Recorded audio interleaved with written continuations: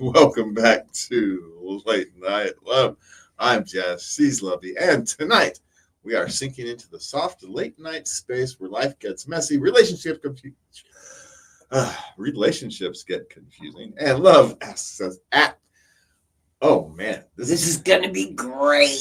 and love asks us whatever that word says, to grow into ways we didn't expect. From partners policing language to ghosting after months of connection to the quiet ache of wanting stability in a world that feels allergic to commitment. This episode is about the moments that make us pause and ask, see, I can say it, is this normal or is this a sign? We'll explore the tender, the awkward, the funny, strange, and the deeply human stories that remind us we've all just trying to figure out how to love and be loved without losing ourselves, even though I've apparently lost the ability to say asks. See, I can say it. What the heck was that all about? The funny thing is, literally just before we hit live, I was talking about, I'm a professional. I couldn't get through a sentence. That tripped up my asks. I think I can say it. Yes, you can. Good Lord. Anyway, before we start tonight, we want to remind you can find us at latenightLove.us. You can send us your questions, comments, suggestions, etc. to love@latenightLove.us. And as always, you can find us at KUCU916. I think it's .com. We're on the radio station. You can find our schedule on there somewhere. We're supposed to do a promo. We should have done that. Oh my gosh, we still haven't done that. No. Okay, when I get back. We're terrible about that. Because then I'll be done with my summer traveling. Well, I could write us a script and we could do it anytime we sit down out here. It'd take us 30 seconds. Well, a couple minutes. We could have done it while we're BSing before the show, but no. Well, go ahead and write it and put it out here. Yeah. Then we'll remember to do it. Yeah, well, I have to remember to write it. All right, so we're going to start off tonight in our live segment as I you. get to remind you. Oh, good Lord. In our live segment tonight, we're going to move on from that. We're talking about the subtle moments that make you tilt your head and think, wait, what? A fiance banning a harmless word, a work husband who wasn't just a joke, a boyfriend threatening a breakup over hair dye, a manager who might actually need a wellness check, dating questions, workplace red flags, and whether wanting a serious relationship in your early 20s is somehow a disadvantage now. This segment is about trusting your instincts, even when the situation feels small, silly, or socially complicated. And yeah, these days are really socially complicated, aren't they? Unfortunately. Even though they're not really any more socially complicated than they used to be, it just feels more. We used to have to go to the moose clubs and all these things and deal with all those social interactions. And now it's people you don't even know on the internet that's your social interactions. I mean, a couple of them will become your friends, but still. I'm trying to think. It's just family on Facebook for me. Well, a couple of my sons, literally, I used to listen to these kids as kids yell at each other on the internet playing video games. And a couple of them came to his wedding. Oh. I mean, across the country. They came far. What? So. That's very cool. So, yeah. But in a sense, a lot of these social connections these days are, they're, like I say, they're not real because they're very real, but I was thinking they're not as intimate. I was thinking social media. Yeah. But, most of those people. But that's not social media. That's gaming. That's a world unto itself. Well, it serves the same. Back in the day, it served the same purpose. Mm. So, all right. What do we got starting with tonight? Okay. This one. My fiance doesn't want me using a specific word. She in her family, they always say, when they're excusing themselves, instead of just saying, "Excuse me, I'll be right back. See, I gotta go pee." Yeah. He goes ballistic. Why I have to go use the loo? Are they one of those like the prim and proper king and queen things? Kind of thing. I don't know. It seems a silly hill to die on either way, doesn't it? It does. But if you're fighting about this kind of stuff already, your fiance? Yeah. When did he start this crap? Obviously, just recently. Well, it's hard to know if it's. I don't want to call it necessarily crap. That's what families do, and until you experience something different, how do you know? She just does it with him. Well, if she just does it with him, then she does it. So why can't she just do it her normal way? I'm saying it's a goofy, regardless of what side of the song. It's a goofy hill to die on. It is. Yeah. I know. So I don't have much sympathy. I think there's a foreboding. I get a sense of foreboding here. These people have a long way to go. Yeah. Well, I mean, she's 30, he's 28. For the rest of us out here, the thing we can learn from this is pick your battles. It's just really, it's someone's cultural habits of the way they express something like that really the thing that's gonna. Yeah, I get it. Your mother and grandmother drove into your head to not say that for whatever reason they had, because that was their cultural upbringing. Yeah. But everybody has their sayings and their ways about them, and not all families feel the need to. It was kind of cutesy. I gotta go pee. Yeah. It's cute. She looks at it. It's kind of like a cutesy thing. Okay, well, the world isn't going to interpret that as cutesy. Sorry. She's just being silly. Well, being silly and being cutesy are two different things. Well, she's being cutesy. No, that's not. It's like a joke. The thing about that, it has to be funny. And to be cutesy, it actually has to be kind of cute. Or at least you have to be able to pull it off as cute. Some people can, some people can't. Well, 5-year-olds can. Yeah. Well, but they're not trying. They're just being 5-year-olds. So, anyway, it's just a silly hill to die on, especially if you're just trying to be cute. Well, stop trying to be cute when you're excusing yourself. Oh, man. It's hardly a hill to die on. I mean, maybe it's a red flag or a yellow flag or something of that nature, but I don't know. It's a silly hill to die on. It's just a silly hill, frankly, but that's the whole other issue. But anyway, trying to be cutesy is like art, man. You don't get to tell the people how they interpret it. You can tell them how you meant it, but they're going to tell you how it comes across. It's going to be, might be different. And who's right?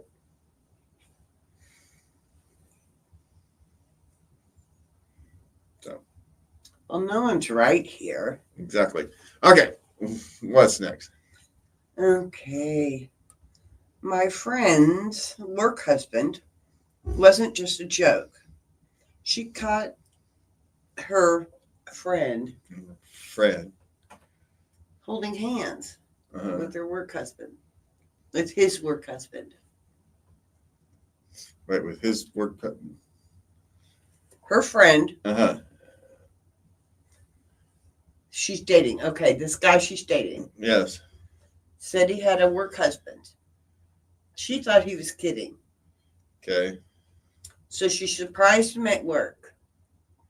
She walked up. They were standing in the parking lot, and he was holding hands with his coworker, the dude, his work husband.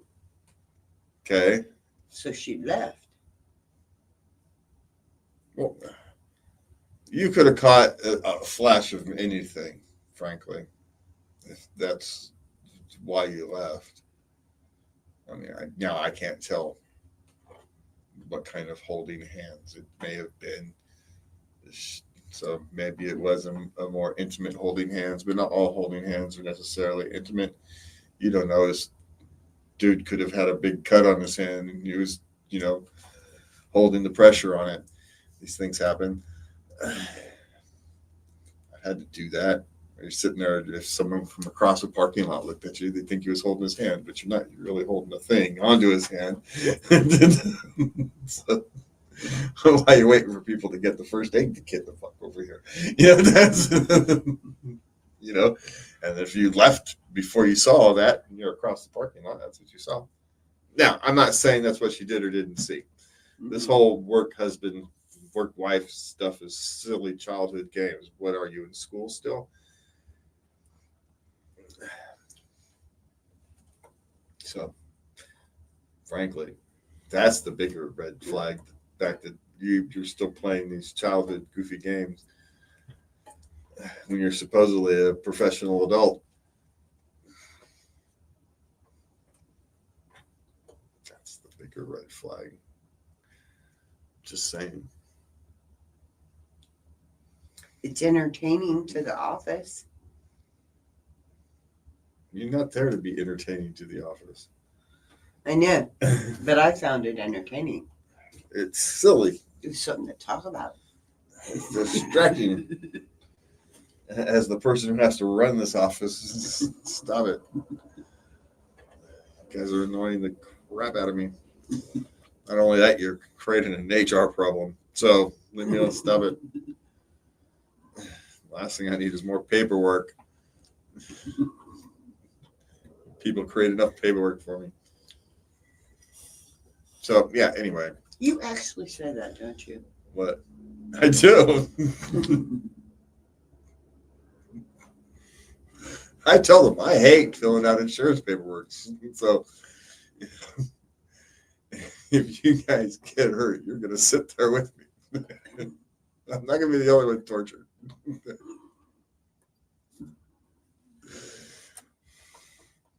That's honest. It is. No one's gotten hurt since I've had to start doing the insurance paperwork. No, I don't know if no one's gotten hurt. No one's wanted to tell me. But it's effectively the same. Same thing. Okay. What's next? Oh goodness. Yeah. She's 21. Okay. Her boyfriend said he'd break up with her if she dyed her hair. Okay. Well, was she gonna dye her hair blue? Yeah. Yeah. Okay. Bye. Yeah. She's 21. You two ain't gonna match anyway. Yeah, he's 25. You're 21. This is how you find out. Well, the problem is the women with blue hair, and if she's got a nose ring, you got two of the three red flags just right from the start. Something about blue hair girls with nose rings. And then if she's got a bunch of tattoos, you just let her pass on by. That is prejudice. Sure it is. But it's a prejudice based upon, they call it the nose ring theory, but it really takes all three. And it's not just one tattoo, one or two, tattoos. We're talking a bunch of tattoos. Couple on the face. Yeah. Kind of going where, have you gone overboard, when you start asking that kind of. So it takes all three. It takes all three to create that, right? Mm-hmm. Now you can see someone's on their way to it, but they got overboard for whatever reason. It's like a walking red flag of mental illness. You just don't want to mess with it. Now, it's not universal, of course not. But when you're talking percentages, go on to someone more normal. So that's what her boyfriend is telling her. She's becoming a walking red flag, and he just don't want to deal with it. Which is fine. It's great. You're not meant for each other. Where is this written? It's one of the unwritten rules. Just like all your guys' red flags, right? Men are starting to get their own. But it's based from experience. It's not based from out of nowhere. Those are the little communist girls, right? Except they're not. You don't know what it is. It's just cool these days. They're just trying to be different like everybody else. Yeah. The problem is most people go through that when they're younger, and these girls are going through it when they're in their 20s instead of their teens. Oh my goodness. Yeah. So that's the real problem. You'll be all right when you get older. They will. It's just they got to go through this, and he's just going, I don't want to go through this. He probably, his last girlfriend probably did the same thing. And so he's, oh, Jesus, why did I do this again? His next one's going to be an older woman who's probably already got divorced. He's 25, going to find a 35 to 40-year-old. It's going to be his next. Right? Just saying. I hear that on the internet all the time. Older women are more mature. These young girls are just so fickle, flighty. Yeah. Well, just think of how bad young women have to be to chase young men off to 10, 15-year-old older women. I know. Now, we used to call these older women cougars who would come chase these 35, 40. You don't have to anymore. You just sit there. Yeah. I don't want to deal with these blue-haired, septum-pierced, crazy people. So I think they just need a brownie and some milk. Just sit down and just tell me about it. Well, we're already off topic. Sadly, they've been raised to be victims. And right when you're raised to be victims, you end up with a kind of a holier-than-thou attitude. You have moral authority being a victim, which is why it's so attractive. And next thing you know, you think you can tell the world how to run the world. Okay, you're right. So what? When quite frankly, you can't run your own life. And then you think you could tell the world how it should run. That's why we have voting. Yeah. But I'm just telling you. You get to vote. Register to vote. Did you vote? I didn't last time. There was nothing to vote for. Not you. I'm talking about these kids. Most the ones you care to, but they're also the crazy ones that you don't want voting. So, hey man, everybody should have the right to vote. It doesn't mean I think everybody should vote. I don't think we should necessarily make it overly easy for the lazy to vote. Don't think we should make it overly hard. I'm just saying we don't need to make voting a month-long process. It has to be free, whatever it is. Sure. I'm just saying the month-long voting. You can go down to DMV and just boom. Yeah, there's lots of ways to do it without, making it too easy. You have to make someone get off the couch to vote. I'm just sorry. Yeah. Unless they're disabled, then you got it for disabled people. You can get them a different. You don't have a choice here. Yeah, I'm just saying. I don't think the lazy should vote, but everybody should have every right to vote. It's just how do you exercise that is a question. All right. Okay, next one is a work question. Went way off the rails. Yeah, we did. He's very concerned. Is it appropriate to call a wellness check on my manager? The manager is missing. Yeah. But you get a hold of HR. That's what HR is for. Well, it depends. They may not have an HR. It may, who knows what they're working for. But yes, it's okay to call a wellness check on any person you're concerned about that has been missing for 24 or 48 hours or something. I mean, they're adult. They're allowed to go missing. But at the same time, you're allowed to be concerned. So, it's probably not a 911 call, but I know when they come up missing from work, they don't even call in sick. Then Yeah, and it's more than a day. What's going? Yeah, more than one. We're going on day 3. Yeah. Yeah. You call the person above. But I don't know if you even know who to call at that. If you're just a regular worker, how do you know who to call? So, but maybe your manager actually is on vacation and you just don't know. So, That's another Oh, thing. that's another one. Yeah.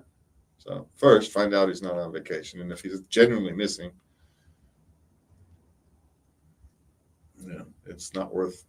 I mean, it's worth a wellness check. No harm, no foul, right? Mm. So if someone knows where he lives, drive over and knock on the door. Okay, what's next? Okay. Is asking him to hang out at my house after our third date okay or weird? She's new to dating. Well, are other people at your house No. after the third date? You probably don't, because it's probably going to send messages you don't necessarily want to send. Traditionally, my day, the third date was when things started getting intimate. Yeah, you don't want to push that faster than Yeah. you Then don't want you're to. both ready. Yeah, you just don't want to accidentally, push yourself faster, unless of Yeah. course that's what you're looking for. And that's what you want. Yeah, but I would suggest, it's okay to be slow. So It is okay to be slow. now I also get the thing that, hey, it's a third date. I just kind of want to hang out, and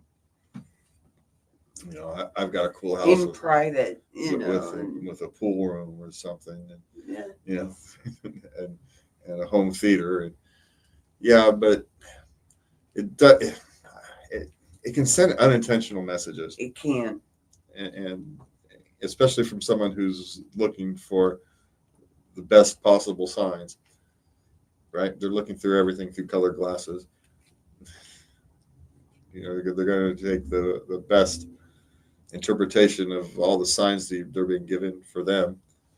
If you get one of those,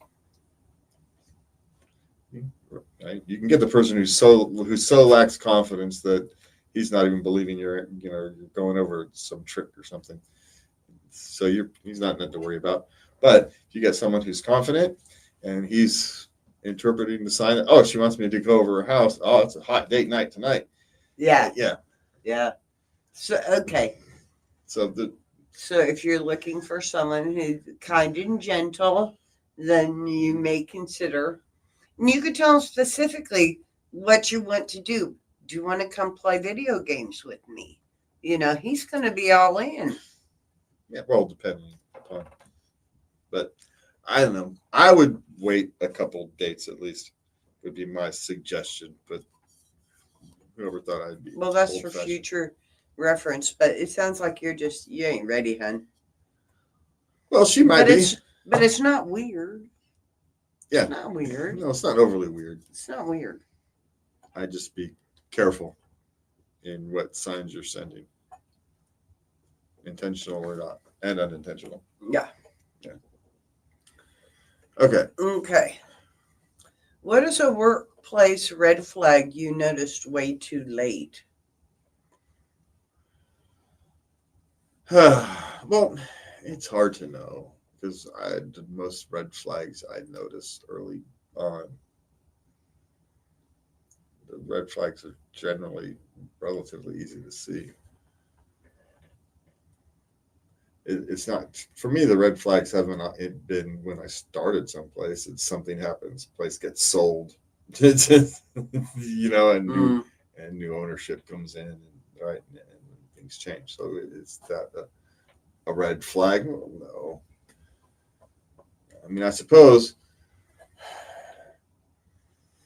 No, I can't really think of none off the top of my head. I haven't worked for too many. I ignored the things they would fire other people for. Yeah. Thinking, oh, they won't do that to me. No, I always knew. I forgot. Someone must have told me when I was a kid, and I took it to heart. I always knew that jobs are just jobs. Mm. They didn't care about you any more than you care about them. Right? So. And that's good advice. Yeah. So I can't think of anything, but anything cultural, right? I guess if you're gonna, because it's hard to know, because guys will down talk, welcome to hell, that kind of thing, even when they don't mean it. It's just the job's tough, and it's not necessarily a red flag for the job to be difficult and hard work. Is that a red flag? Well, no, not if they treat you well. Your paychecks don't bounce, and all that kind of normal stuff.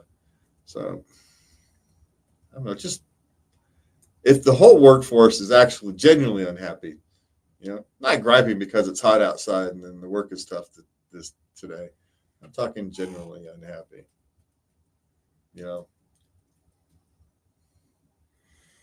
Genuinely? Yeah, but how do you notice that early on? I know. So until you get to know people. No. So my suggestion is be better at interviewing them when you do an interview. You go into that interview, because this is what I do, which is how I probably avoid the bad places to work. This is probably why I haven't experienced this very much. Is I'm interviewing them. They need me more than I need them, so I'm interviewing them. See if I'm willing to work there. Not if they're willing to hire me. That's the attitude I go into an interview with. Mm-hmm. It's like I'm playing with house money, right? And I think it self-filters. Self-filters? Yeah, they do. Yeah. They're not going to hire me. I'm going to be too much trouble. But you can also put that acumen to the tasks at hand. Yes, if they work for them. If you need a cultural change, then yes, I'm the perfect person to hire, because I'm going to be what I'm going to be. And if you want that type of culture, then great, you hire me for that role, and we can create that. And I'm not even going to say through force of will. I just don't. That's what you hired me for. It's what I'm going to do. So you just nice your way into it. I know you. You provide support. You do people favors, they do favors for you. That's how it works. Yeah. And if you don't do the favor back, well, then you've got a bunch of people who owe you favors. It's like the mob, man. What are you talking about? Okay, what's next? Okay, this is the last life question. Is wanting a serious relationship actually a disadvantage now? He's in his early 20s. I'm telling you, these early 20s, they got everything all messed up, right? Mm-hmm. The benefit of it depends what you want in life. It does. If you are chasing your career goals, now, and depending upon what your partner wants in life, if you're chasing your career goals but still want a family, then you need a partner. Yeah. Someone to take care of the family and whatnot. Now, if you don't have that, then a partner is actually I don't want to say a drag on you, but it's an extra weight to carry, an extra thing to think about. And so if you really want to focus on, like, say, a high-powered lawyer career, you don't got time for that. You're working 12, 16-hour days. Where you fit in that relationship in? I mean, you're just going to create a failed relationship. So, in that sense, yes, it is a disadvantage. The real disadvantage of any relationship is when they go wrong and they distract from your rest of your life. But it's a risk worth taking. Personally, I think you should get into serious relationships in your early 20s, because that is what forces you to mature and makes you a competent 30-year-old. You have to become a better you in order to have a successful, serious relationship, which makes you, guess what? Makes you a better you. Imagine how that works. Now, there's plenty of ways to mature, but. You mean it's not about getting your own way? No. Well, or extending the length of what it means to get your own way. What do you really want? What do you really want? Yeah. If you really want the relationship, there are compromises involved. Yeah. Now, if you really Are want, you willing to compromise, or are you going to die on the first tail that comes along? or do you want to play Call of Duty for 4 hours every day? Yeah, that's going to go over well. I'm just saying that you can do what you want, but everything has some price to pay. Hmm. Everything has a cost. Sometimes you don't know what that cost is because you don't know what you didn't go through. The road not taken cannot be judged. Is that part of that forcing you to mature thing? Yeah. Yeah. Yeah, you can still play Call of Duty for 4 hours a day if you want. Just make sure that's what you want. That's all I'm saying. Don't do it mindlessly. Next thing you know, you've wasted 4 years of your life, and you're going, "Well, I didn't really want that." Well, yeah, you did. You just chose it every day instead of a long-term thing. Instead of, I want to know how to make movies in 5 years. Well, you just spent 4 of it playing Call of Duty, and now you're not going to be able to make that goal. Right? That's you know, what do you really want? Where's those priorities? And no one is going to give it to you. You have to create it. Yeah, sorry, there's no free lunch. But Every lunch has to be paid for by somebody at some time. But I wouldn't say the question was, is it a disadvantage?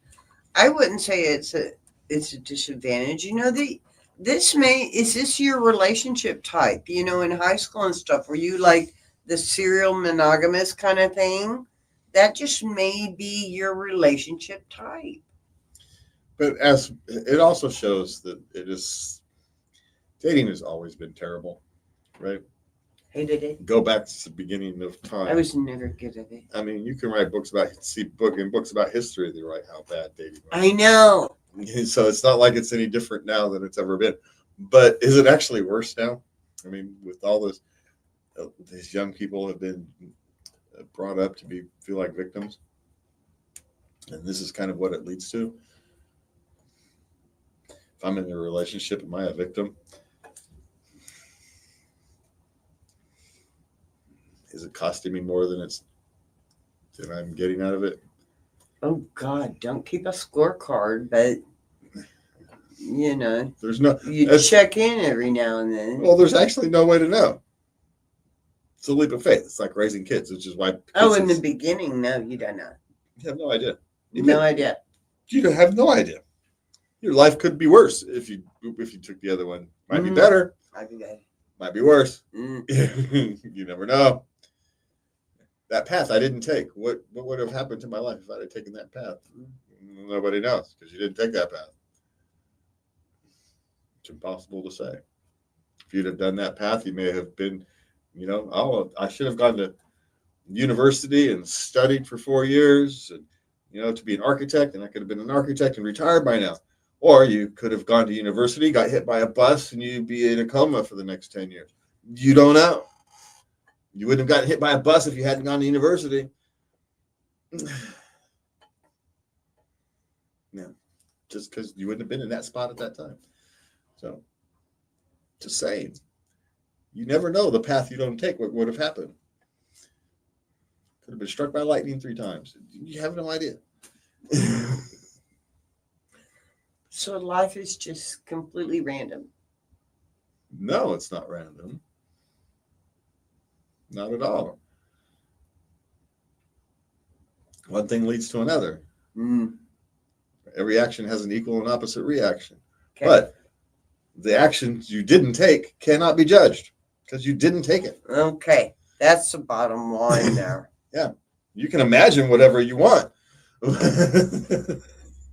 I imagine that the grass would be lush and green. Yeah, but you can imagine all you want. But through a crazy set of circumstances, the grass could have been dead. So that's all I'm saying. So choose your path carefully and accept whatever path you've taken because it's the path you're on. You can only change going forward. You can't change the past, my friend. You can change how you interpret it, I guess, but you can't actually change the past. All right, we've gone off of the rails again. Life has a way of whispering before it shouts. If something feels off, it probably is. And if something feels tender, important, or worth protecting, that matters too. You're allowed to want clarity, respect, and emotional safety, even in the early chapters. From me and Levy, have a good night, and please remember to love everybody. Good night.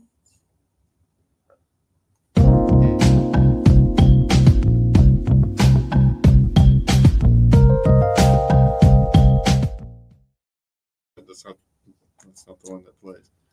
All right. Oh, we were just going to run in, weren't we? Oh, we were?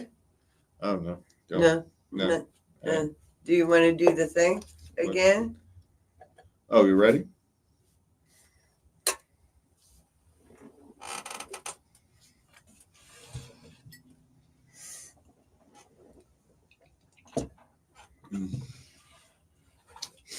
Am I sounding nasally?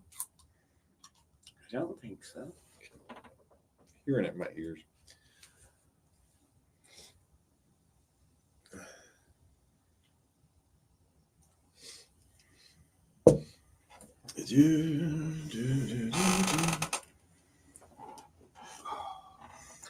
Okay. All righty.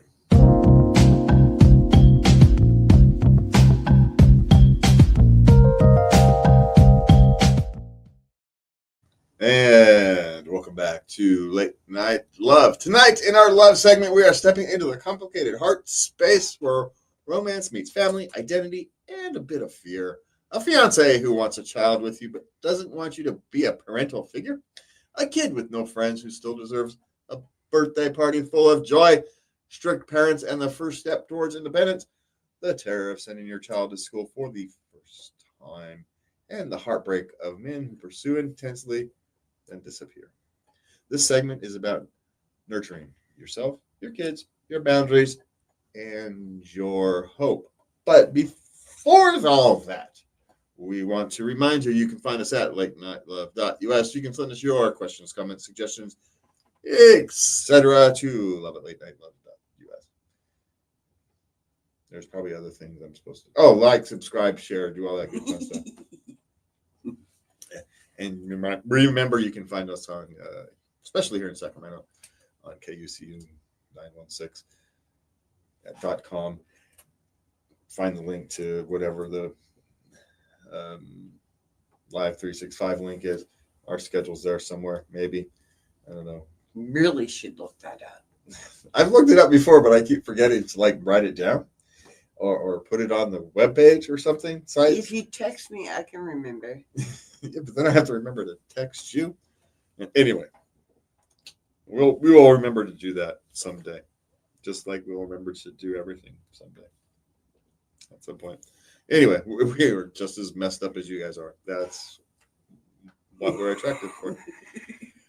All right, Lovey, where are we starting? All right. My fiancée told me she doesn't want me to be a parental figure to her child who is 5.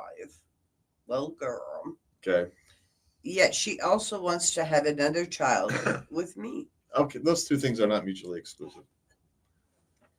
It's tough at 5. It's tough. Well, it's tough. More can be harder for the child than for the. These are both females, by the way. Yeah. So it's going to be harder for the child than the other parental figure, or non-parental figure. See, it's the problem. You live with someone every day, especially since becoming a young age. They become a parental figure, especially if you're a kind human being. Now, it's very easy to not parent them. Right? That's relatively easy. You don't discipline? Yeah. You just redirect them. But Yeah. it's also, especially at 5, it's also not very realistic. Not really. So what happens when they're babysitting? Mm-hmm. Yeah, it's not the same as a real babysitter, is it? No. So those are the things that it's going to be tough. But it's going to be harder on the child. Because the child's, especially if you're a kind person, is going to develop some form of parental figure attachment to you over the course of years.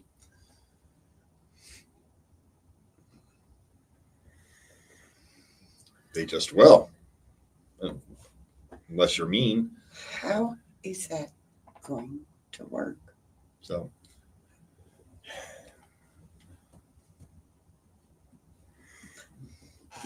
that 5-year-old is gonna see the sibling being treated differently.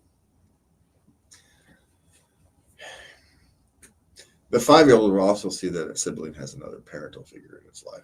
It's not like the child won't have its other. That's the reason she's wanting this, is because there is another parental figure in this child's life, and not to be replaced. I can respect that. Good luck. Yeah, just from a practical level. Yeah. I mean, you can avoid the big pitfalls. Don't parent the child, that kind of thing. But it's going to be it's going to be a relationship strain, and the real strain is it's going to be a strain on the child if you actively try to not allow it to happen. If they develop a parental relationship, then they develop a parental relationship. You accept that. You just let the child take the lead. That's my solution to these kind of things. 5-year-old's a little young, but I know. But if you're a good human being, it doesn't matter in the end. Yeah. So, okay. Godspeed. Kid desperately wants a birthday party but has no friends. What would you do? Okay. What kind of birthday party did they want? Just a regular old birthday Just party? a birthday party with kids. With kids? Yeah, kids. But there's no kids around.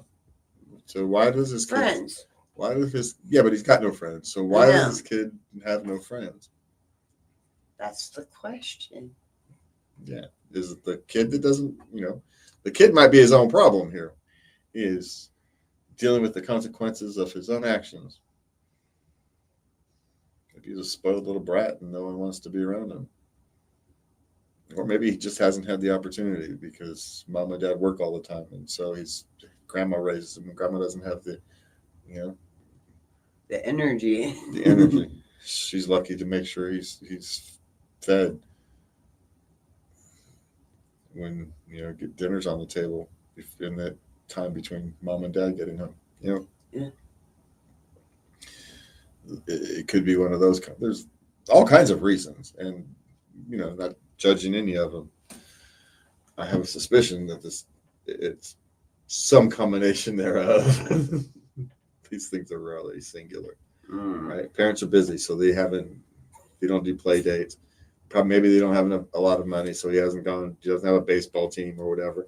But when he goes to school, he's not the friendliest of child, so no one in the neighborhood wants to play with him.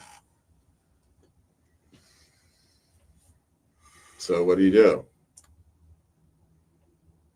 You do something fun. You take him to a baseball game. Something of that nature. You create a birthday experience rather than a party.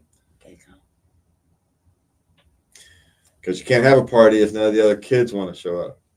Now, if he just wants people around, then best find a retirement community and ask if they can use their thing for a birthday party, and everybody's invited to come to the buffet that you're going to order, and just order food and have a bunch of old people come to his birthday party. Cupcakes. Yeah, whatever.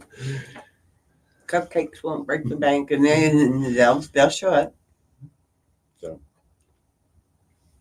or find the kids in your neighborhood, have a pizza party, which is going to cost more than right. It's going to cost a pretty penny. But if you want the kids, you got to have pizza. Yeah, you're going to have the show up for pizza. Yeah. And you may end up having to get kids you don't know, friends of friends, and with kids, just kids roughly his age, within a year or two of his age. You're going to have to do some work. You may actually have to buy your son all the presents. And say, here's the present to give to Jimmy. Here's the present. Here's the present you give to Jimmy. Just because you may have to create that experience, but that's a harder pull. I'd kind of suggest that Birthday experience. And here's the thing. If your child is antisocial or lacks social skills, then you're going to have to retrain him to be a little more social. He's going to learn to play well with others. If he knows how to play well with others, if he can be social, then he's not getting the opportunities he needs to develop friendships. So get him the opportunity he needs to develop friendships. Both of those are solvable problems. Whichever problem he's having, both of them are extremely solvable. So find out which one it is and solve them. Maybe it's a combination of both, but solve both of them. You'll be better off in the long run. You're being kind in the long run to solve those problems. So whichever one it is, or both. All right, what's next? If people say you need to have hobbies in order to find a partner, why is it the majority of people that I speak to who have a partner or are married don't even have a single hobby whatsoever? Because they don't consider their hobby a hobby. Yeah. The husband plays video games, and no one's considering that a hobby except it is. He likes to tinker in the garage. Yeah. And what is he building? Who knows? Don't know. He's building a shelf to store his tools. That's I'm building shelving so I can store more stuff in my garage. That's literally what he's doing. In the neighborhood, I see this one guy. He washes his car every day. Every day. That's his hobby. He likes to clean his car. It's a nice car. Yeah. Some people will have a garden and it's in their backyard, but they don't consider that a hobby. They'll spend 2 hours every day on it. Yeah. But they don't consider it a hobby. But guess what? It's a hobby. Mm-hmm. So the reason they don't is because they don't consider it's not bowling, right? They're not a Lego collector. There's none of these. They're not a train collector or this person, right? So there's none of these things that people consider as hobbies, but function as a hobby if you actually scratch past the surface. Yeah. So I agree. I have lots of hobbies, but would people consider? I know. I have a ton. Would people consider editing podcast videos hobbies? Well, no, they're not. People think it's work, and it is. But I wouldn't be doing it if it wasn't a hobby. I don't get paid for it. Mm-hmm. Well, I do sometimes, but But you get satisfaction. Yeah, I'm helping someone express themselves. I'm learning new skills, whatever it is. Mm-hmm. Networking, get to network with people, build an opportunity for later. Who knows? Right? That's what I engage in hobbies for. That's why you help people. Right? You don't actually expect anything out of it, but guess what? When you help people, the world helps you back. That's just how the world seems to work. Sometimes you have to wait. Doesn't mean you stop helping people. No. So. You have no idea what you do, how it affects people. No. In the long run, you never know. You could have a tremendous impact on somebody's life that you didn't even have a direct contact with, because they impacted somebody else's life, made a better life for themselves, and now all of a sudden their children have a better life. So you've impacted these whole second group of people indirectly. Yeah. All because you help someone to start to achieve their, set on the path of who they want to become. You help them achieve those first couple steps, which are the hardest steps. And I have the pleasure of getting to do that all the time. I get to help people on their first few steps. So You're exceedingly good at that. I'm good. You know how you know you're good at it? 'Cause it doesn't feel like it's all that hard. Oh But- my gosh. But you come in, you see how hard, how difficult, how much people are struggling, and okay, well, all right, let's figure out where you're at, where you want to go, and we'll develop a plan for you. And it's up to you. I can't walk you through it. You're going to have to actually do all the work. But here's your path Mhm. to get to stage 1 or 2, and after that, you're going to have to juggle. I teach people this in my podcast class, which, funny enough, I thought was tomorrow, but it's next week. Anyway. Bet you're ready. No, I am, because I spent the first half of today getting ready for the podcast class, which is tomorrow, but not. Anyway, what's next? How do I assert some independence with strict parents? Dad's 71 and mom is 55. Oh, so you've got a boomer dad and a Gen X mom, and they're strict. Yeah. You're a 18-year-old woman. You're gonna have to leave the house. You're going to have to move out. Yeah, I'm sorry. Sorry. I hate to be the one to be the bearer of bad news, but you're gonna have to find some roommates. Find a roommate. Worth it. Worth it. And really, that is maybe the thing to soften them up, right? In 6 months when your lease is expired and you need to find your roommates. So you want to move back home for a month during the transition. They may be willing to loosen up at that stage, but they're not going to do it until you've actually shown some actual independence. And Because they still see you as their 7-year-old girl. they Little girl. do. They do. I'm sorry. I still see my girls that way. You know, and then they're 40s, 30s. Yeah. So, yeah, the only way to assert some independence is to actually assert independence. Because you're dealing with a boomer and a Gen X as parents. Just young boomer and well, I was going to say old Gen X, but it's not really. It's middle of the road Gen X. Mm. It's just a year younger than me. So, yeah, but we're crusty. And so we're kind of set in our ways. We will move, but we have to be kind of shown that it's the right thing to do. Generically speaking, this generation. So you're going to have to assert some independence and get a place of your own. Find the job. Find the cheapest place you can. That might actually do it when you start. Afford. You start looking for places. If you want to get your dad, start looking for places in unsavory neighborhoods.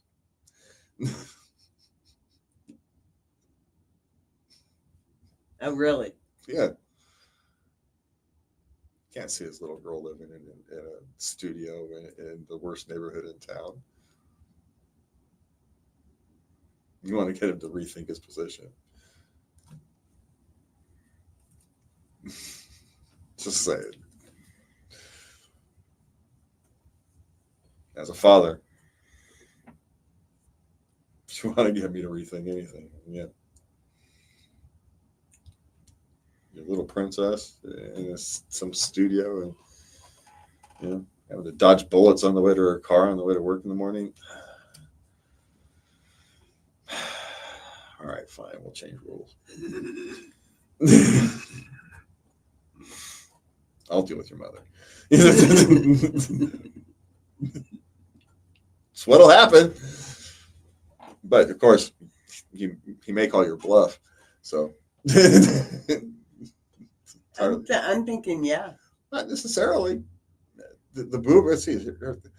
Now, if the bluff was being called on a Gen X father, I'd say no. But a boomer father, you could do it. You can pull it on me. What are you talking about? You can pull it on a Gen X father. Because would I want to actually risk her being in some studio in the worst part of town? No. I'll change rules. Okay.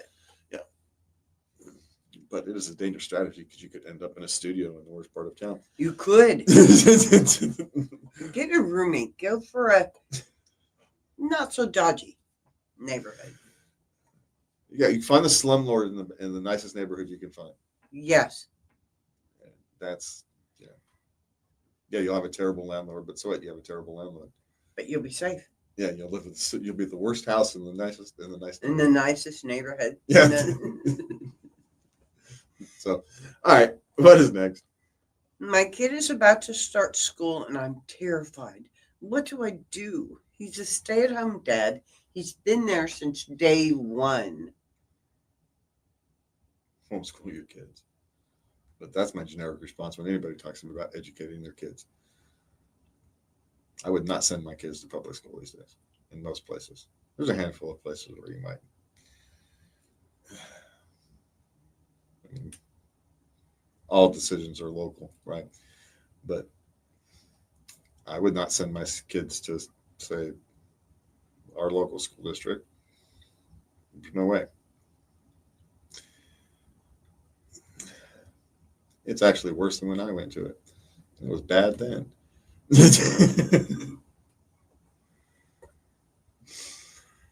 It's so broke, the state's about to take it over.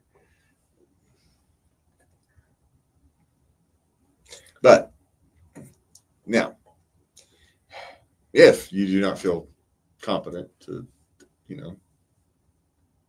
educate your child and homeschool your children and do all that comes along with that, I have no problem with it. Right?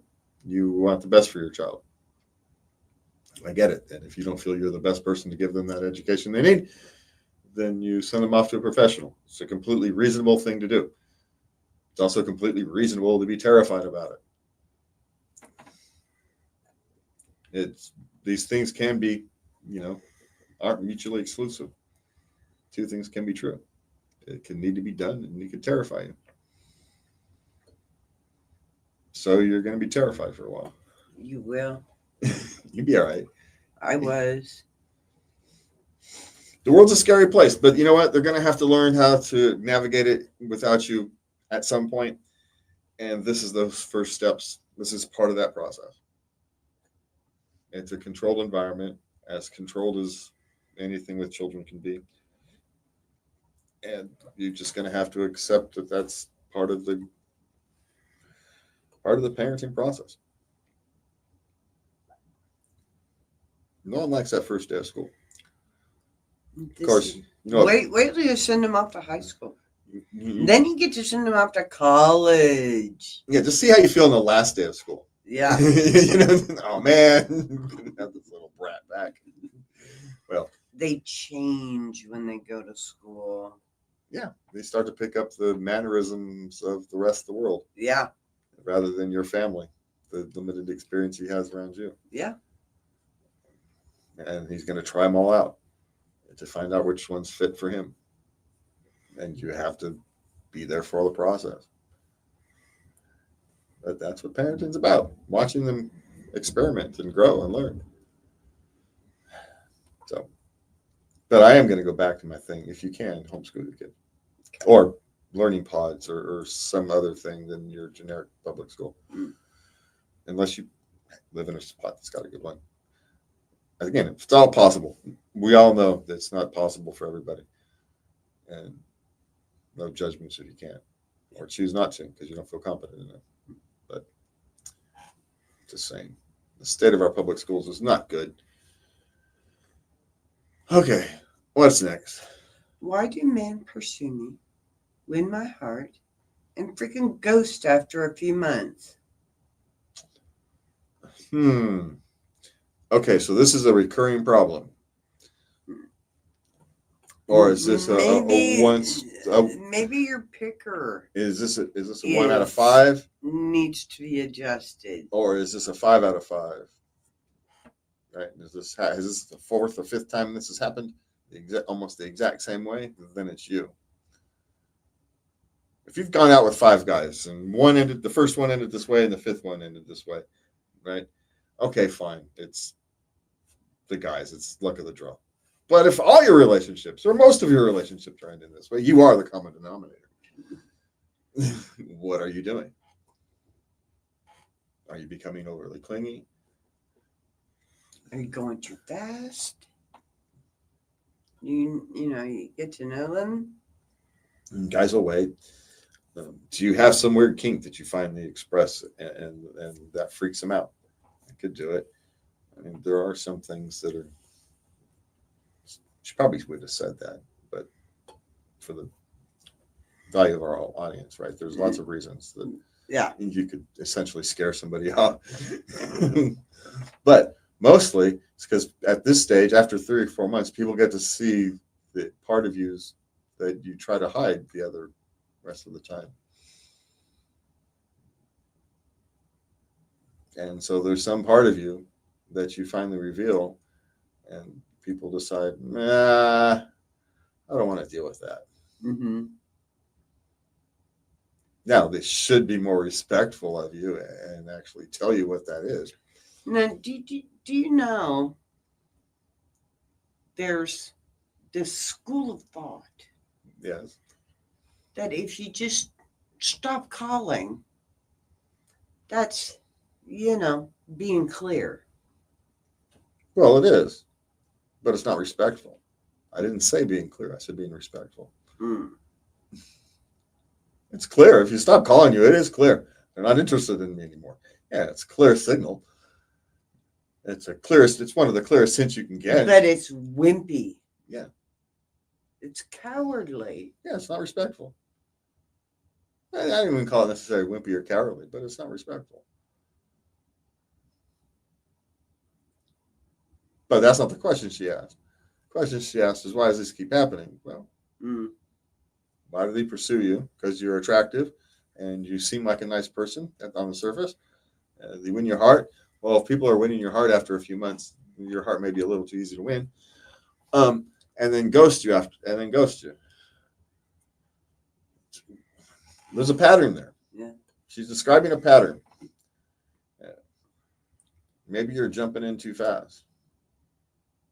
Or maybe you're revealing part of yourself that is not attractive to people. Which would be my bigger guess. Maybe you're a bit of an egg. And men are less tolerant to that these days than they used to be. So there's something about her.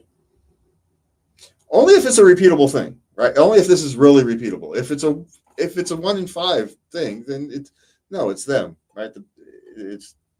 Sadly, it's the culture of the day. Yeah. Okay. But if this is a repeated thing, or it's continually happening, something's you're the sole repeating factor in that, right? So I'd look in the mirror. But again, it's entirely dependent. If it's happened the last 2 times, but your last 6 relationships have been fine, well, then and sometimes you can feel it's happened twice in a row. Oh, the world's it's just you rolled a 1 twice in a row. It is what it is. It happens sometimes. Flip another coin, it'll be all right. Slow down a little bit. Yeah. Pick a little better. Yeah. There's 2 suggestions. 1, look at yourself and pick a little better. Yeah. Whatever that one means. All right, what's next? Okay, now this never happened before. No way, man. There's a toddler. Uh-huh. He's 2. Uh-huh. He needs constant reassurance to be able to fall asleep. Let him cry. That was my response. No, they got him in his own bed. Yes.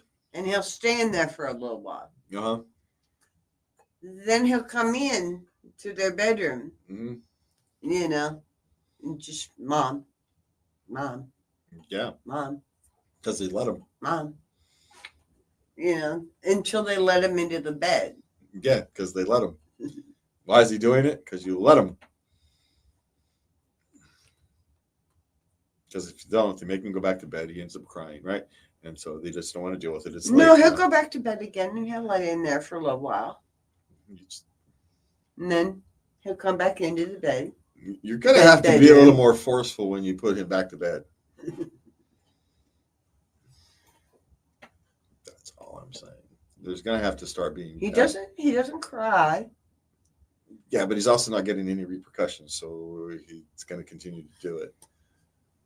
Guess what? He gets to stay up later.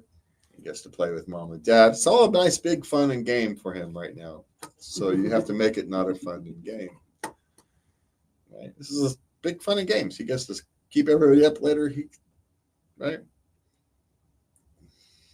That's what he's doing. He's playing. That's what toddlers do, right? They either play or eat or sleep. That's what toddlers do. There's no in between. Now they happen to learn a lot when they're playing. Yeah. So it's useful. But they're playing, eating, or sleeping. So he's playing. Mm-hmm. He's playing with his parents. His most favorite thing to do. With his most favorite people. So as long as you let him, he's going to keep doing it.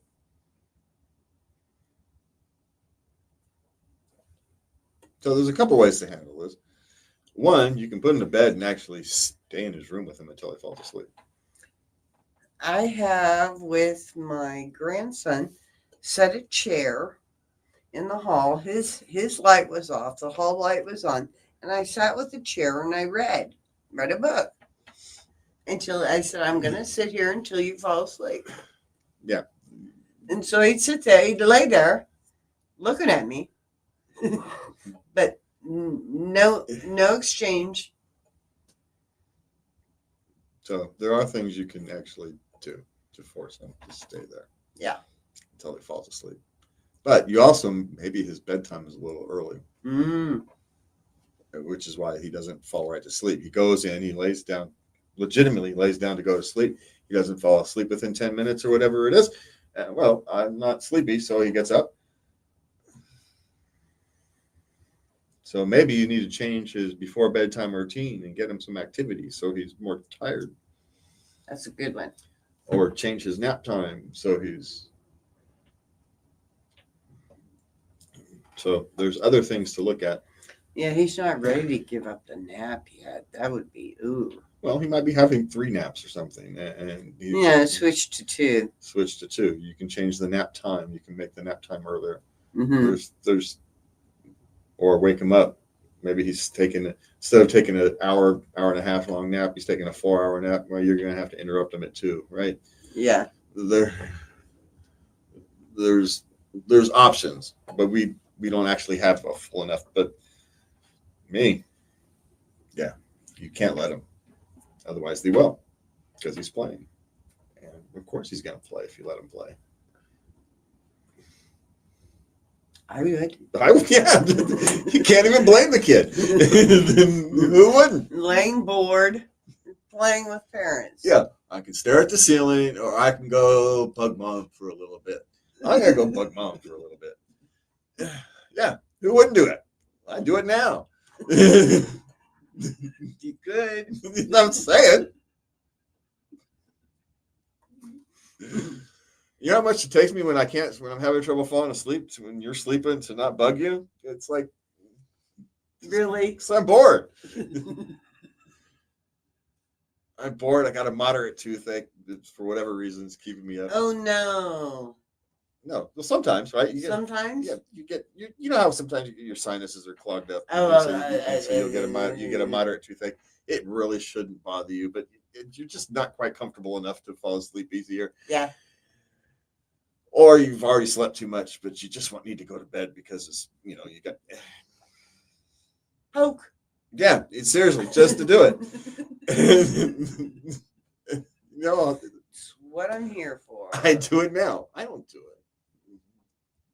it. So there, but I'm telling you, I don't blame the kid. Of course he wants to, and he will do it as long as you let him. So you have to change the environment that's creating it. Or be more forceful about keeping him in your bed. Yeah.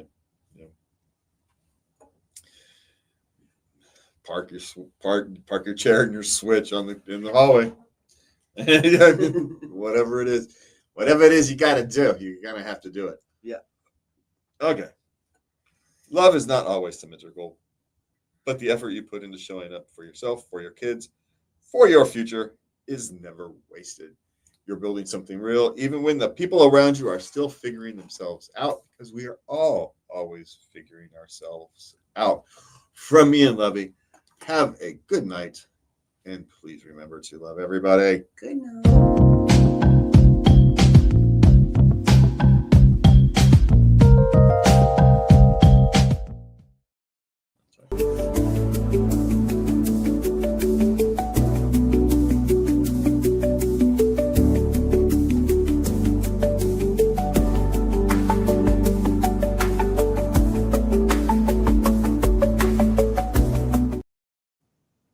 All right.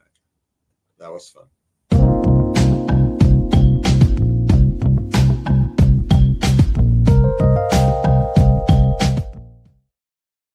All right. Welcome back to Late Night Love. I have no idea what's going on here tonight, but do us a favor, hit the like, subscribe, share thing, do all that good fun stuff for us. And remember, you can find us at latenightLove.us, and you can send us your questions, comments, suggestions, etc. to love@latenightLove.us.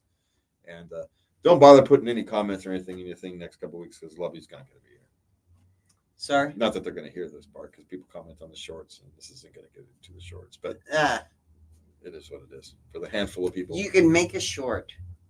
I could make a short. I won't be here for 2 weeks. She's gone. So, yes, these are recorded. Yeah. Pre-recorded. Well, this one's not pre-recorded. This one's actually going out live. But next week's will be pre-recorded. I'm going to visit my sister. Which is why we're doing this on a Friday evening instead of a Monday morning, I guess. Technically, it's like 12:30 Monday morning when we normally do these things. Yeah, it is. Yeah, it's technically Monday. It's technically Mondays. It's like a Sunday night. Well, it's your Monday because you just get up at that hour. I know. I just roll. I haven't even got out of Yeah, because I've gone to sleep at 3 now. And today was all messed up. I think you're preparing yourself for your sister. Okay. So you're right. The schedule's going to be different. So Okay. you're prepping yourself. Okay. I don't know. But in relationships tonight, we are exploring the moments where intimacy gets complicated. Moving in with your boyfriend's parents. That's a close one. Dating someone who's still in the closet. Changes in your body and a partner who pretends not to notice. You don't pretend.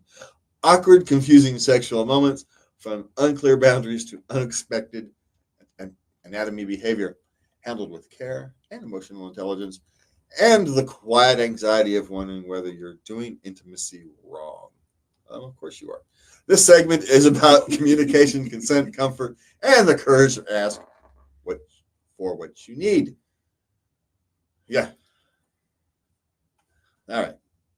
So let's just jump in. Okay. My boyfriend wants me to move in with his parents when we get married. I'm not sure I want to. Well, this is going to entirely depend on the living situation, his parents, but it is actually not uncommon, especially historically, and again, it's starting to recur these days, for the married couples to live with some family member as they build their nest egg and get started in life. Yeah. It's happening more and more because, housing is, again, expensive. We got lucky between the 40s and the 2010s, where housing was relatively cheap in comparison. But historically, housing has been expensive. It has. Well, you're supposed to figure a third of your paycheck. Well, no, that's the modern world. In the old days, you either had to go find some land, cut down trees, build your house yourself, which is expensive in time, opportunity costs, all that kind of thing, or to actually pay someone to come and build your house for you. Yeah. And what happened now, there was a period of time where Sears, you could actually buy essentially almost a manufactured home on Sears. They'd ship it to you on the railroads, and you could put the walls up and stuff real quick. But even those were expensive. Very. Especially considering you're making a nickel a day. And that's good pay. So those things are $1,000. Yeah, much $1,000 with the nickels in. Anyway, I'm just saying that it's not uncommon. It's So it's very dependent upon circumstances. Is it a small house? Is it a big house? Do you guys have your own bathroom? Are their parents chill or are they strict? You know, that type of thing. What are you going to do about the kitchen? That's where always the friction always is in these things. So that's the one to solve. Yeah. That's the one you actually want to figure out. And talk about these things before with the parents. Yeah. What do they have to say? Especially the kitchen one, and get past the thing where it'll be fine. Yes, it'll be fine because we're going to figure it out now. We're going to figure out, okay, what's going to bother you, what's not going to bother you, what's going to bother me, what's not going to bother me, because we're going to have to, right?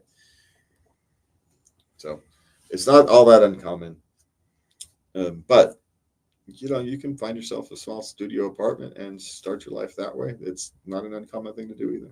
Yeah. I would buy for that if you're not sure. Yeah, but she could just be unsure for lots of reasons. So figure out what. But definitely talk to the parents. Yeah. Figure out what your particulars are that you can't live without. And now maybe the reason she's unsure because his parents are, maybe they're overly religious or something, and so there's going to be more friction than she's comfortable with. That's perfectly fine, right? Yeah.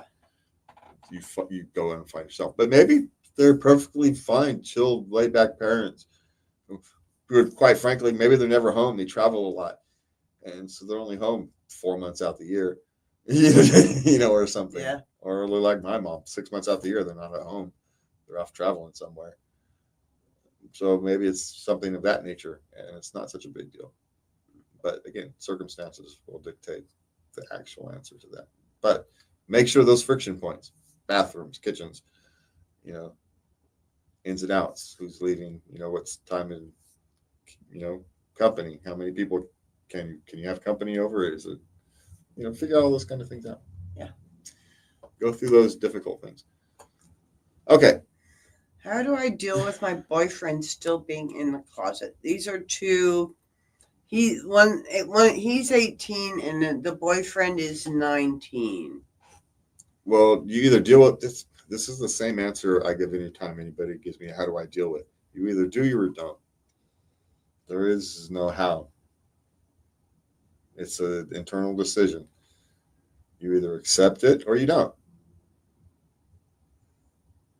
He's not ready for whatever reason to come out yet. You either accept that and respect it or you don't.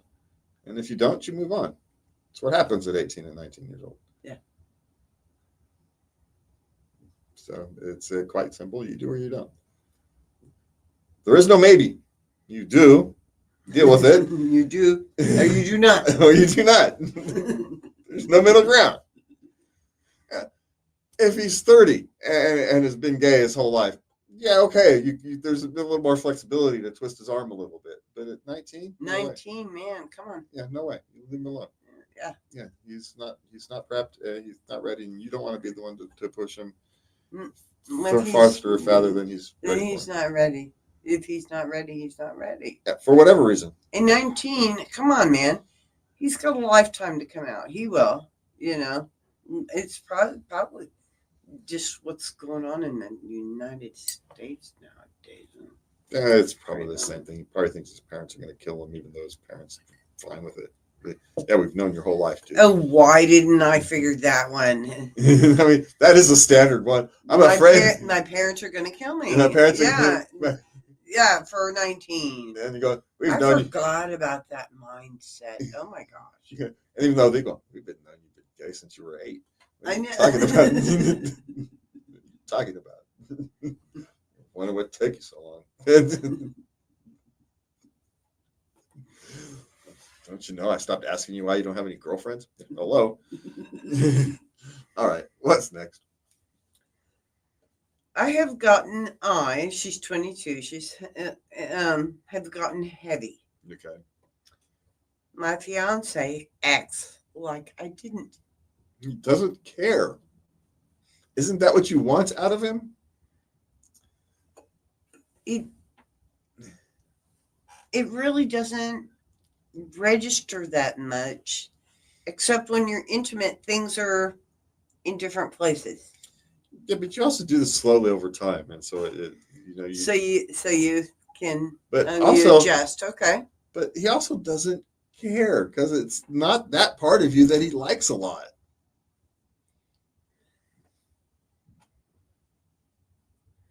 It's not why. Yeah, That's why, he asked you to marry him because you're the one. yeah. This is actually a compliment, and you're not taking it. This is a compliment to your personality, to who you fundamentally are as a human being, and And you're not taking it. and what does this say about him? He loves you, the person. Now, here's the thing. He's going to be with you through the ups and downs of pregnancy. This is really, he knows you're going to be up and down. He knows. Well, here's the thing. Now, what she's worried about is he's not willing to be honest with her, Oh, and right, that's what she's concerned about. It's a legitimate concern. He's gonna. I'm 10 pounds heavier. She sees it. He may not. He may literally not notice. Right? It's no difference to him. He doesn't notice. Right? You guys can change your hair and we don't notice, and that's obvious. Am I wrong? no. Okay. So I stopped walking into you and going, what do you think about, what do you think? about what? And then you would get this panicked look in your face and search my face quickly. What am I supposed to be looking for?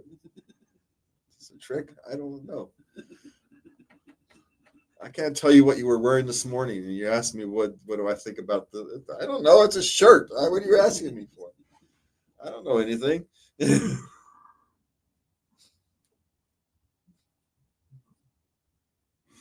This is my life with him. Like, do not ask me fashion questions. What the hell? I am the wrong person to ask fashion questions. That's dumb. That's like asking a blind man what the color green is. Don't even ask, do these pants make me look fat? I think I did that once. You looked at me, turned around, and walked out.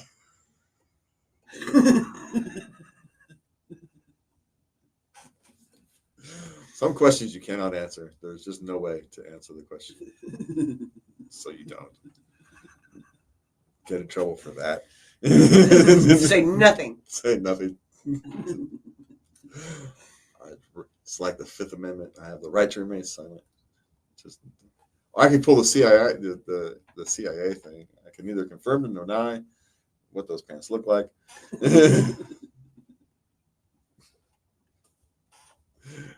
There's a reason they came up with that phrase, and it's still being used today.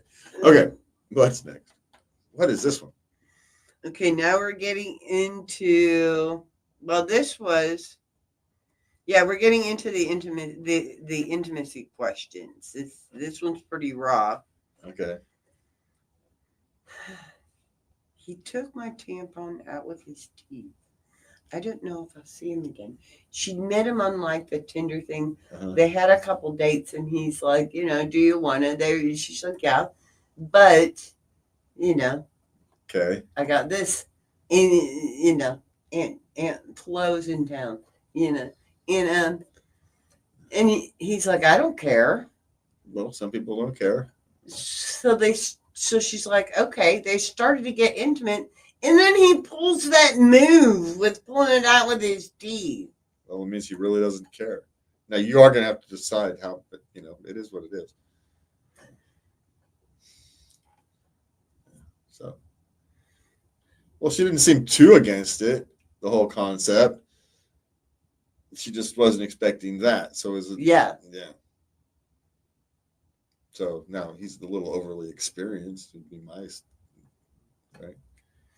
Is so, what you got is a very experienced guy.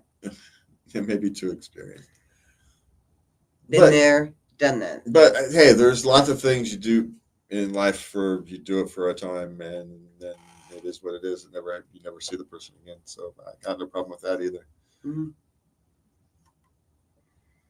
Especially since apparently this is just a Tinder thing, and Yeah, it's just a Tinder thing. So it is what it is. Unless the next time you get, hey, you know who to call the next time you're in the mood and your aunt's in town. You know, just saying, he'll come right over. I'll guarantee it. You can literally only call him then, and he'll be fine. It'll be fine. Yeah. Where you come up with these things? Okay. I dig. Were this in Florida? I don't remember. All right. Fed up with my wife's lack of manual stimulation etiquette. How do you signal your partner you want sexy alone time? You know, y'all are just, why do you have to ask? Y'all are just so good at being sneaky. You've been sneaky since you've been 13 years old. She doesn't want to be sneaky. Do you think we announce it? Sometimes. Sometimes we do. I mean, your own euphemisms, but we know what you're talking about. Mm. We ain't dumb. And we know we know. So it's all good. Makes everybody feel better. It's all fine. So don't signal, tell.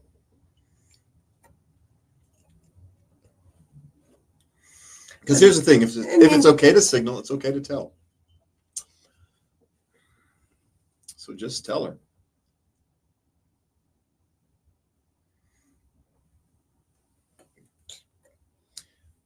My suggestion.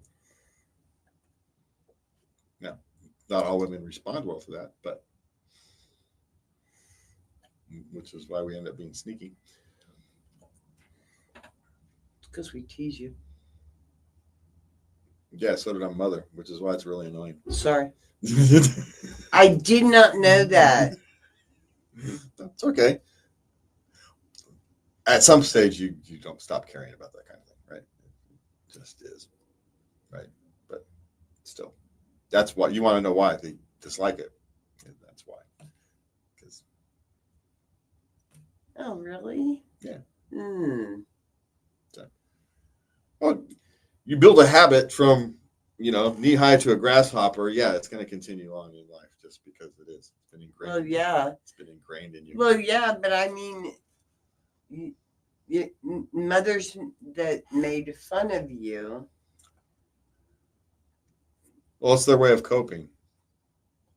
And I'm going to blame the mothers because it's their way of coping, right? It's just human nature. That's when you learn to be furtive. It's just human nature. It's the way humans react to these kind of things. It's like being mad at the wind, right? You don't get mad at the wind, but it does have consequences. No, I'm not saying be mad. I'm meaning, so when your partner teases you, you get like flashbacks or something? Who knows how the human subconscious works? It's instinctive. It's not like they think about it that way. It's just an instinctive reaction. Some of us have more time than others to think about those instinctive reactions and where they come from. But that's all. That is. Okay. Interesting. I learned something new every time we do a show. So. I do. All right. What's next? Okay. I'm having intimacy with a man in his late 40s. And I'm confused about his John Thomas behavior. Is it normal? Now, he starts out strong. Okay. And he goes strong for about 5 minutes, then he's not. Okay, but does it come back? No. Then that's a blood flow problem. See, have him go see his doctor. I'm not kidding.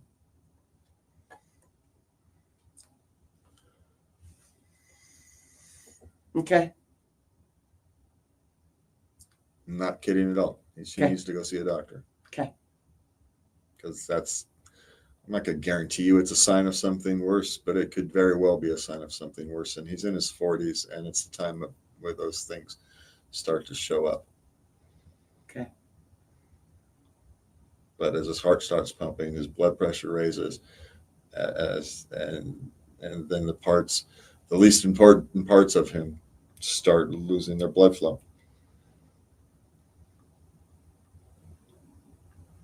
I'd be concerned. So, go see the doctor. Just popping the blue pill, it might temporarily solve that problem, but it's not going to solve the fundamental problem. There's a bigger fundamental problem. Now, if it's one thing, if you start sexy time with one type of thing and it's all good, then you switch to a different type of thing, right? Where his gentleman sausages and being had attention to because other parts of her are being paid attention to. That's not necessarily unusual for it. No, this is mid-deed. Yeah, so. Forging the waves. So but it depends. But I'd be concerned. I would too. So. Well, that's the first thing you check what you have. I mean, it could be emotional, it could be mental, don't know, but it's best to check. The first is his physical, his general doctor. If it's emotional or mental, he knows. If it's, I guess, go see a doctor. That's where I'm going to start. I'm not even going to pretend that there's going to be anything else wrong because I'm so concerned that I think you should just go see a doctor and deal with anything else later. Okay. Deal with that first and foremost. Okay. You know me, I don't send people to doctors. I know you don't. So, all right, what's next? Okay. Now she is 24. Okay. She's having anxiety and feeling like they're doing sex wrong. Okay. She sometimes has to use a vibe to finish. Okay. Sometimes. Okay, but that's well within the norm, hun. Yeah, it's not abnormal, but also you're not doing anything wrong.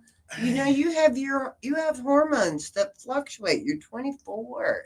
You know, that doesn't mean every time it's going to be spot on with intercourse. Is this a good thing or not? Because here's the thing. Women used to not finishing used to be the man's thing.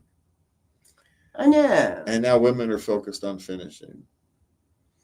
I don't know if it's good or not. Maybe it's better this way. Maybe it's not. I don't know. I'm just from a human perspective. That age, 24, it seems like it shifted. Like they've become more, hey, I get to too.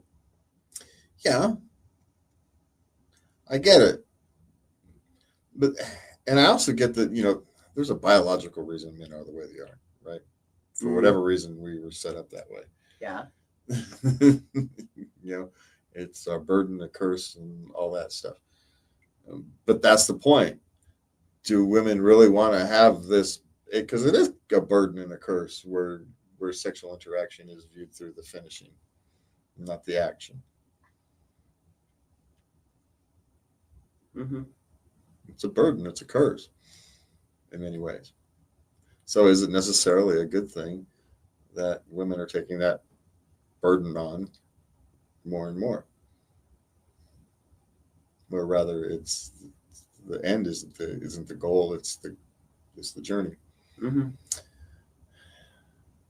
I don't know. I don't have an answer to my own question. So I'm just. It's a rhetorical question, darling. No, it's not even rhetorical. It's an actual, genuine question.